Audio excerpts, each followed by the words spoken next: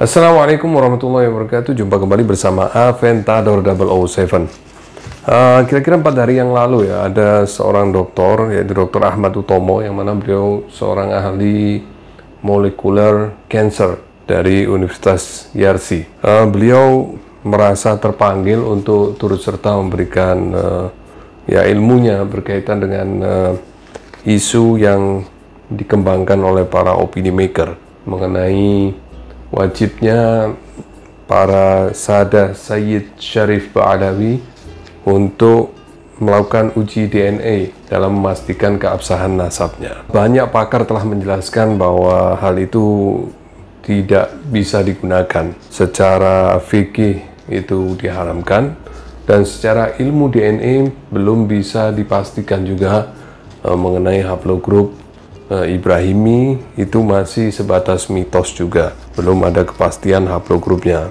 Tetapi para opini maker ini yang digadang-gadang sebagai pakar DNA seperti si Sugeng dan dibantu oleh timnya, termasuk juga si Fakih, Fuad Pleret, Imad, dan Ihya Salafi juga, mereka selalu membentuk opini di publik, terutama di kalangan orang-orang awam, bahwa wajib membuktikan nasab itu dengan tes DNA. Nah, mereka tidak berani membuat suatu paper atau jurnal ilmiah mengidentifikasi haplogrup dari Nabi Ibrahim. Mereka juga tidak berani. Kalau mereka berani, tentu mereka, apalagi si Sugeng ini terutama, tentu harus mendapatkan penghargaan Nobel, karena dia satu-satunya orang di dunia ini yang bisa menemukan haplogrup dari Nabi Ibrahim. Tapi ternyata tidak. Bahkan para pakar yang sudah melakukan penelitian pun tidak pernah mengatakan bahwa apa yang didapatkan itu adalah sebuah kebenaran absolut. Tidak. Mereka masih membuka ruang untuk debat, diskusi, dan lain-lain. Nah, ini berbanding terbalik dengan si Sugeng ini. Jika dibandingkan dengan Dr. Ahmad Utomo, antara Sugeng dengan beliau terlalu jauh. Sugeng kalau kita cek di Google Scholar, apa karya ilmiahnya, ya cuman berkisar pada ikan nila itu aja. Dan itu pun bertahun-tahun dia tidak pernah membuat jurnal ilmiah sama sekali. Artinya Sugeng ini termasuk dokter yang miskin karya ilmiah. Dibanding dengan Dr. Ahmad Utomo ini saya perhatikan banyak sekali jurnal yang dia buat, dan citationnya juga sekitar 1.200, lebih dari 1.200 citation. Artinya beliau juga mendapatkan banyak atensi dari para pakar yang lain. Sementara Sugeng citationnya cuma 7. Artinya dia nggak direwes sama sekali oleh para pakar, dan berarti dia tidak diperhitungkan dan tidak dianggap pakar. Hanya orang-orang awam yang menganggapnya sebagai pakar DNA, padahal dia basicnya cuma food engineering, dan dia bekerja di BRIN juga nggak jelas apa pekerjaannya. Kalau kita perhatikan dengan gaya bicaranya juga tidak mencerminkan sebagai seorang ilmuwan. Ya, dia nada bicaranya juga rasis, tendensius, dan suka mengeluarkan umpatan-umpatan yang itu jauh sekali dari seorang ilmuwan. Kalau kita bandingkan dengan Dr. Ahmad Utomo, yang jauh sekali. Beliau ini tidak sepakat, tetapi ketidaksepakatannya itu beliau ungkapkan dengan bahasa yang santun, yang ilmiah.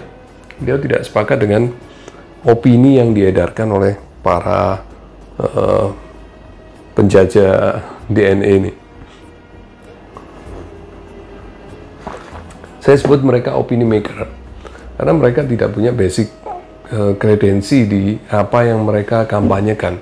Dari semua orang yang meributkan tentang keabsahan nasab Sayyid Syarif Ba'alawi, tidak satu pun dari mereka yang memiliki kredensi, baik itu dalam ilmu sejarah, ilmu nasab apalagi, dan terutama di ilmu DNA. Tidak satu pun dari mereka yang pakar DNA atau punya basic keilmuan di bidang DNA, terutama di filogenetika. Dia tidak punya basic di bidang itu. Yang ada juga mereka dijuluki pakar oleh orang-orang awam. Jadi apa prestisnya di dijuluki pakar oleh orang yang tidak mengerti. Anda diangkat sebagai pakar DNA oleh orang yang sama sekali buta tentang DNA. Ibarat kata Sugeng misalnya belanja pakaian TNI di pasar gitu ya, lengkap dengan bintang 4, lalu dia pakai jalan-jalan di jalanan umum, lalu diteriaki orang sebagai jenderal. Lalu Sugeng bangga, dia merasa sudah jenderal. Nah itu kan berarti ada cacat mental ya. Kalau dia merasa dia sebagai pakar DNA ya tentu cacat mental, apalagi dia mengatakan cukup kuliah biologi semester 4 untuk memahami ini. Nggak begitu juga. Lalu buat apa para dokter-dokter ini semacam Dr. Ahmad Utomo, Profesor Dr. Herawati, dan Dr. Zainab itu sekolah tinggi dan banyak membuat karya ilmiah, kalau cuma semester 4 biologi udah paham semua? Itu kan sesuatu yang sama sekali tidak logis. Mengenai konten dari Dr. Ahmad Utomo ini, beliau memberi judul kontennya itu "Perlukah Habib Keluarga Nabi Tes DNA Konfirmasi Nasab". Dari judulnya mengidentikan bahwa beliau ini mengakui bahwa Habib itu termasuk dari keluarga Nabi, dan beliau ingin menjawab pertanyaan apakah Habib yang keluarga Nabi ini perlu untuk tes DNA untuk mengkonfirmasikan nasabnya. Nah, beliau banyak menjelaskan panjang lebar mengenai apa itu DNA dan macam-macamnya, detail sekali. Dan khusus untuk masalah ini, beliau menitik beratkan juga pada metadata. Nah, tanpa metadata, bagaimana kita bisa menginterpretasikan dari hasil DNA yang kita dapatkan? Apa itu metadata? Metadata adalah data tentang data atau informasi tentang informasi. Kalau ingin mendirikan project group, tentu harus memiliki metadata dengan orang-orang yang join di dalam project group itu. Bukan seperti sekarang ini self-proclaim. Mereka memproklamirkan dirinya sendiri sebagai keturunan Rasulullah tanpa ada metadata yang jelas, tanpa ada verifikasi dari para ahli nasab, tanpa ada pengabsahan dari nakoba yang resmi, bukan nakoba blogspot seperti yang selama ini dibangga-banggakan oleh Imaduddin, yang bukan nakoba yang nggak jelas, yang kantornya ada di warung kopi, nggak punya kantor, atau nakoba nakoba apa itu bahasa Ibn Ali Idrisi ya. Nah, itu dari namanya aja udah nggak jelas, bahasa Ibn itu identikal dengan Hadramaut, tapi diarahkan ke Maghrib. Nakibnya ya itu juga, nakibnya bukan mu'arikh apalagi nasabah. Nah, jadi bagaimana itu? Lalu mereka punya kerjasama dengan nakoba yang tidak jelas seluntrungannya, masing-masing saling menstempel. Jadi kalau nakoba blogspot memberikan stempel, maka yang lain akan memberikan stempel. Nah, ini bagaimana? Tanpa data, tanpa memiliki metadata tentang orang yang diisbat, tanpa memiliki data nasabnya, hanya ikut-ikutan stempel. Nah, kan nggak begitu prosesnya. Jadi itu aneh sekali. Oke? Nah.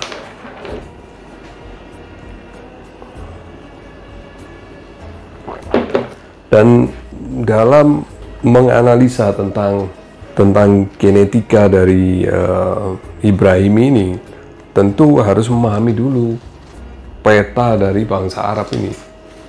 Jadi Arab itu ada Arab Ba'idah, ada Arab Aribah, ada Arab Musta'ribah. Nah, Arab Ba'idah ini adalah Arab-Arab yang lampau, yang telah punah, yaitu seperti kaum Tsamud, kaum-kaum terdahulu yang sudah binasa karena masa, karena wabah penyakit, karena bencana, dan karena azab Allah juga. Nah, kemudian ada Arab Aribah. Siapa Arab Aribah itu? Arab Aribah diantaranya keturunan dari Qahtan, itu termasuk Arab Aribah, dan juga Jurhum, itu termasuk Arab Aribah. Jadi suku Arab yang asli yang mendiami Jazirah Arab itu yang disebut Arab Aribah. Nah, kemudian ada Arab Musta'ribah. Apa itu Arab Musta'ribah? Adalah orang non-Arab atau bangsa non-Arab yang berasimilasi dengan bangsa Arab dan melebur tinggal di Jazirah Arab hingga saat ini, ribuan tahun hingga saat ini. Itu namanya Arab Musta'ribah. Lalu bagaimana dengan Bani Hashim, dengan keluarga Rasulullah? Nah, sebagaimana kita ketahui, Nabi Ismail itu adalah imigran yang dibawa oleh Nabi Ibrahim hijrah ke Makkah. Ya, kemudian tinggal turun-temurun, berkawin-mawin dengan suku Jarhum, sehingga memiliki keturunan di daerah Mekah dan Jazirah Arab seperti yang ada saat ini. Jadi pada dasarnya Nabi Muhammad dan Bani Hashim, juga suku Quraisy, adalah Musta'ribah, bukan Aribah. Nah, kemudian bagaimana dengan Project Group ini? Apakah Project Group itu telah memetakan ini semua? Mereka sama sekali tidak punya metadata, sama sekali nonsense kalau mereka mengatakan mereka punya metadata. Karena ya itu tadi, self-proclaimed. Nah, utamanya si Sugeng ini, Sugeng tidak pernah melakukan penelitian apa-apa. Jadi bohong kalau ada yang mengatakan berdasarkan penelitian Sugeng. Penelitian apa? Kalau tiap malam cuma nongkrongin internet, menunggu siapa lagi data yang masuk di YSEC atau di Family Tree DNA atau di YFull yang ada nama belakangnya, ada yang teridentifikasi namanya sebagai nama dari suku Ba'alawi, lalu diambil raw datanya, dia pindahkan ke Excelnya, lalu dia mengatakan nih semua data-data Ba'alawi, sementara dia tidak pernah mengetahui siapa orang itu sebenarnya. Artinya dia tidak punya metadata dari person-person yang join dalam project group itu. Dia sama sekali tidak punya metadata itu. Metadata itu harus by name, by address, kemudian nasabnya itu harus diverifikasi oleh nasabah, oleh para ahli nasab, nakobanya harus resmi, kemudian tingkatan status nasabnya juga harus jelas. Nah, ini yang perlu diketahui bersama ini. Ini penting sekali dalam meneliti nasab dari keturunan Rasulullah. Sebab nasab itu ada tingkatan-tingkatannya. Ada tingkatan mardud nasab, yaitu nasab yang tertolak. Bisa jadi orang yang join grup tadi itu nasabnya tanpa nasabnya tertolak. Tapi kita nggak tahu. Tapi dia memproklamirkan dirinya sebagai dzurriyyah. Bisa seperti itu. Dan bisa juga yang join dalam project group itu juga yang status nasabnya adalah makbulun nasab. Makbulun nasab itu adalah nasab yang sebagian ulama mengisbat, tapi sebagian ulama mengibtal. Nah, ini kalau dalam ilmu nasab, statusnya, kondisi yang seperti ini, yang mengisbat lebih didahulukan. Ya, yang mengisbat lebih didahulukan. Tapi makbulun nasab ini bisa jadi dalam penelitian DNA-nya juga berpengaruh, siapa tahu. Kemudian ada yang paling tinggi, yaitu statusnya sahihun nasab. Nah, ini ada pada nasab Sada Sayyid Syarif Ba'alawi. Para ulama mengkategorikan nasab Ba'alawi sebagai sahihun nasab. Bahkan Syekh Yusuf An-Nabhani, seorang ulama besar, seorang qadhi, dan juga salah seorang dari guru dari ulama-ulama Nusantara, mengkategorikan nasab Ba'alawi adalah min asahin nasab, termasuk diantara nasab yang paling sahih. Nah, harusnya seperti misalnya dalam penelitian mengenai haplogrup dari orang-orang Kohenim. Nah, tentu yang dikategorikan sebagai nasab yang paling kuat dari orang-orang Yahudi Kohen harusnya para rabai, para tokoh-tokoh agama dari Kohenim. Tapi yang kita lihat di situ ternyata mayoritas dari yang diambil sampel DNA-nya hanya orang-orang yang bernasabkan sebagai Kohenim, tetapi bukan dari kalangan rabai. Nah, kalau rabai berarti dia sudah tertulis secara rapi lah, dalam logikanya seperti itu. Nah, tentu dalam project group Hashimi itu juga harus yang diambil sebagai modal haplotype-nya itu sewajarnya adalah yang nasabnya paling sahih, bukan yang tingkatnya makbulun nasab, apalagi yang mardudun nasab. Nah, tapi kan ini kan yang terjadi saat ini kan kita tidak mengetahui itu yang ada di project group itu status nasabnya apa. Mereka asal menyebutkan mereka dari keturunan Rasulullah, paternal ancestor name-nya apa, lalu kemudian mereka masuk dalam project itu. Nah, oke. Lalu bagaimana dengan hasil dari project group Kohenim? Sampai sekarang pun para ahli DNA masih belum punya keputusan yang definitif mengenai apa haplogroup yang resmi dari Kohenim. Belum ada. Masih mitos. Dimitoskan bahwa haplogroup Kohenim itu J1, JP58. Itu mitos. Belum keputusan yang definitif. Dan para saintis juga saling berbeda pendapat. Tokoh-tokoh ahli-ahli DNA di Israel pun juga beda pendapat mengenai hal ini. Jadi belum ada keputusan yang definitif mengenai apa haplogroup dari Kohenim. Nah, yang aneh dari Sugeng ini mengambil modal haplotype Kohenim sebagai acuan keturunan dari Rasulullah. Ini satu hal yang aneh. Dia mengatakan khusus untuk Sada ini, baik itu dari jalur Hasan maupun dari jalur Husain, semuanya harus diragukan. Acuannya bukan lagi kepada Imam Ali, tetapi kepada keturunan Nabi Ibrahim yang lain. Dan dalam hal ini keturunan Nabi Ishak, yaitu Kohenim. Keturunan Kohenim. Jadi dari modal haplotype Kohenim tadi, kemudian dihitung SNP-nya hingga ke Nabi Ibrahim, kemudian dihitung lagi SNP-nya hingga ke masa Nabi Muhammad, ke masa Imam Ali, kemudian dihitung ke masa Imam Hasan dan Imam Husain. Lalu dari situlah setiap orang yang mengklaim dirinya sebagai Sada, baik itu dari keturunan Imam Hasan maupun Imam Husain, maka mereka harus sesuai dengan kode-kode ini. Seperti itu penelitian. Nah, itu yang aneh dari apa yang dilakukan oleh para opini maker ini ya. Lalu bagaimana pendapat Dr. Ahmad Utomo ini? Nah, kalau kita bicara konteks keluarga Nabi, kira-kira perlu tes DNA apa tidak? Gitu ya. Memang dari sisi fikih, dari sisi hukum Islam, ada hal yang terkait dengan status ini keturunan Nabi atau tidak. Misalnya keturunan kerabat Nabi ya tidak boleh menerima zakat atau sedekah, boleh, gitu ya. Lalu kerabat Nabi juga berhak 1/5 dari harta ghanimah. Jadi kalau misalnya terjadi perang gitu ya, itu 1/5 dari harta rampasan perang itu bisa diberikan kepada kerabat Nabi. Ya, Bani Hashim atau Bani Muthalib. Itu kalau kita lihat dari hadis, itu seperti itu. Nah, artinya apa? Harus tetapkan dulu mereka kerabat Nabi atau bukan gitu. Makanya di sini ada kepentingan fikih gitu ya. Tapi di saat sekarang, apakah memang ada kegentingan yang memaksa untuk harus tes DNA? Gitu ya. Jadi di sini ya, rekan-rekan, kalau saya boleh simpulkan, memang ilmu DNA itu adalah ilmu nasab, saya yakin juga ada ilmunya, ada metodologinya juga, gitu ya. Jadi mudah-mudahan kita juga jangan terlalu simplistik, hanya mengambil, memang ilmu berkembang, tetapi kita juga harus menghormati ilmu-ilmu yang lain, sehingga apa dua-duanya bisa kita tarjih, gitu ya. Kita bisa, istilahnya apa ya, kita bisa pertemukan di mana titiknya.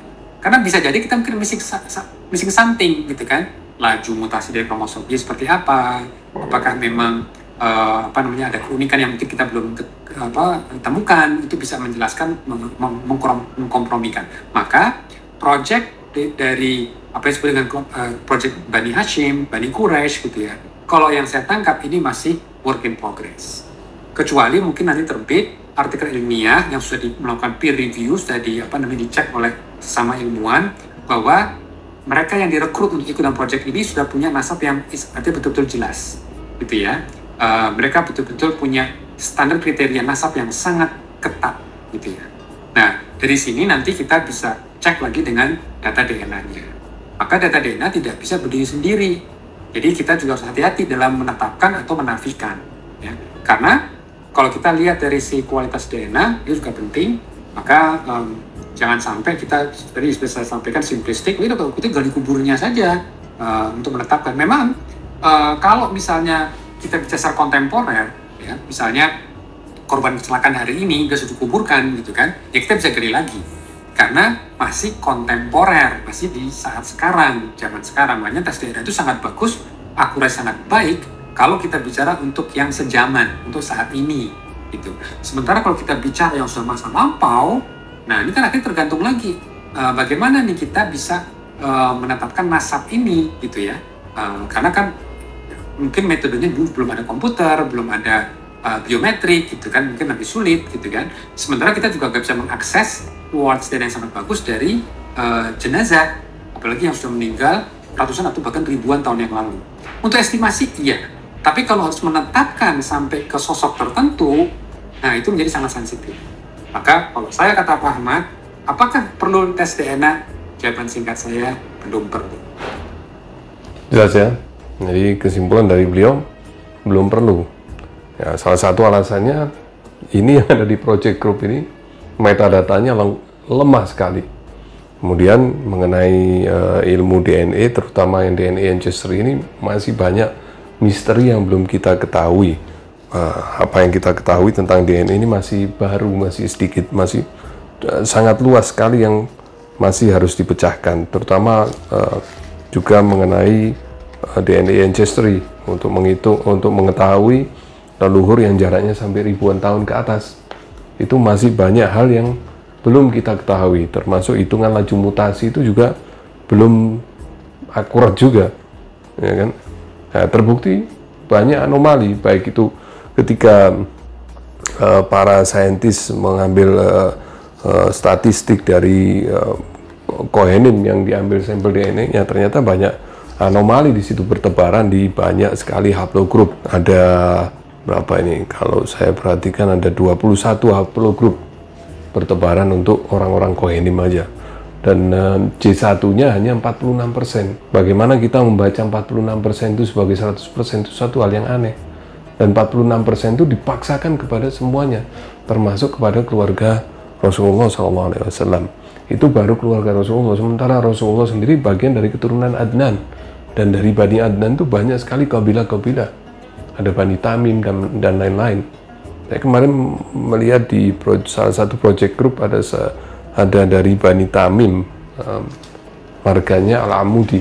Ternyata dia common ancestor-nya dengan modal haplotype Kohenim bertemunya di 6.800 tahun yang lalu. Artinya sama sekali bukan keturunan Nabi Ibrahim, bahkan kalau mengikuti standar yang dilakukan oleh Sugeng ini.